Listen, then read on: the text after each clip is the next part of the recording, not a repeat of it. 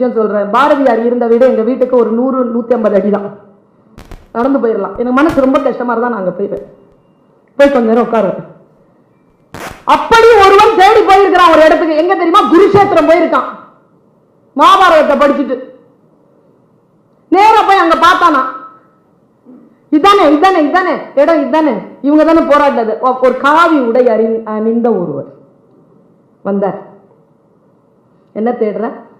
என்ன என்ன பண்ணிட்டு இருக்கு? என் பேரு தருண். நான் மகாபாரதம் படித்தேன்.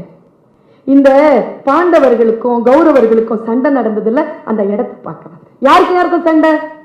பாண்டவர்களுக்கும் கௌரவர்களுக்கும். நீ எதை பத்தி சொல்ற? மகாபாரதம். யாருக்கும் சண்டை நடந்ததுன்னு தெரியலனா உன்னால மகாபாரதத்தை புரிஞ்சுக்க முடியாதுன்னு அவரு. யாருக்கும் நடந்தது? பாண்டவர்கள் கௌரவர்கள் இல்ல, வேற யாருக்கு? 5 புலன்களுக்கும் 100 இச்சைகளுக்கும் நடந்த சண்டைதான் மகாபாரதம்.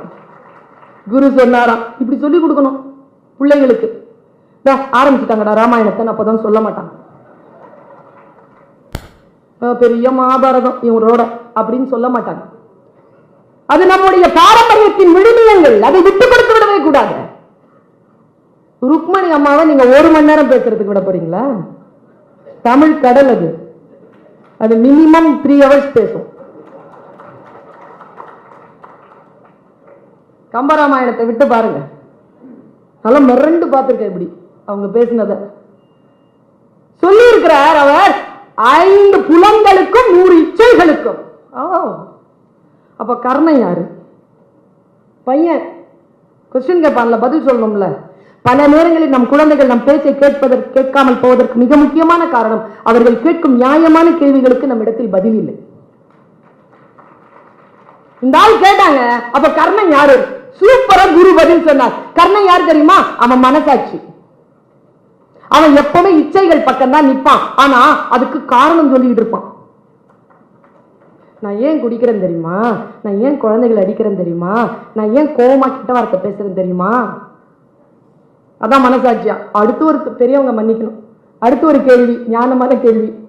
அப்போ பீஷ்மாச்சாரியார், துரோணாச்சாரியார், கிருபாச்சாரியார் இவங்க எல்லாம் பெரியவங்க தானே. அவங்க எல்லாம் ஏன் இச்சையின் பக்கம் நின்றார்கள்? பெரியவர்கள் மன்னிக்க வேண்டும். குரு சொன்ன பதில், வயதாகிவிட்டது என்பதற்காகவே அவர்கள் இச்சைகளின் பக்கம் நிற்க மாட்டார்கள் என்று நீங்கள் கருதிவிடக் கூடாது என்பதற்காகத்தான் அவர்களை அந்த பக்கம் நிறுத்தினோம். அடுத்து ஒரு கேள்வி, ஏன் கிருஷ்ணனை டிரைவரா வச்ச? Krishna is a driver. பார்த்த சாரதி, பார்த்தனுக்கு சாரதி. ஏன்னா இச்சைகள் 100, புலன்கள் 5.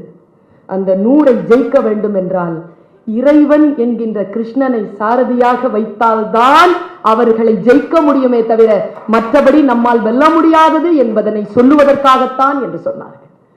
காரியங்கள் சொற்கள் மூலமாக வந்து சேர்கின்றன.